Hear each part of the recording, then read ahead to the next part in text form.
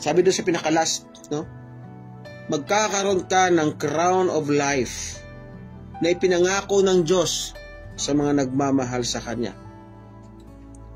Ako pagkaintindi ko, if we love God, we also love and enjoy the trials that He allows in our life.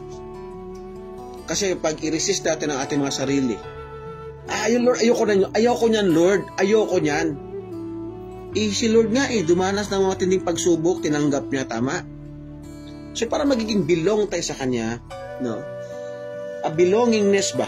Kasi kung ayaw mo ng mga trials, o gusto mo palagi lang masaya, hindi ganun ang standard ng Diyos Para maging belong tayo doon sa kaharian ng Diyos, dapat kung anong dinaanan ng Panginoon, dadaanan din natin. Kasi dyan, masusubukan kung talaga bang ikaw ay naniniwala sa Diyos. Alam niyo mga temptations, pagsubok din yan. Sinusubukan, inaalaw ng Diyos ang demonyo para subukan ang ating faith. Iba't ibang tukso andito sa mundo na to, grabe. Tukso sa laman, tukso sa pera. Kaya marami nang hurako to. Corruption, no? Ang kaibahan nga lang ng iba ay talagang kinain sila ng tukso.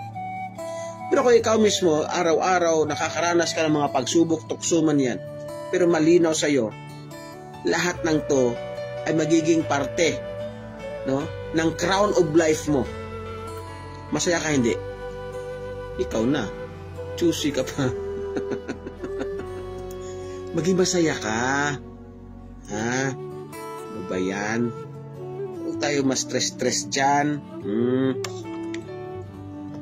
Pag medyo inaantok ka, magkape ka.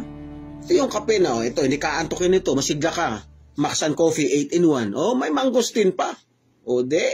Maxan Coffee 8-in-1, max healthy, max sarap.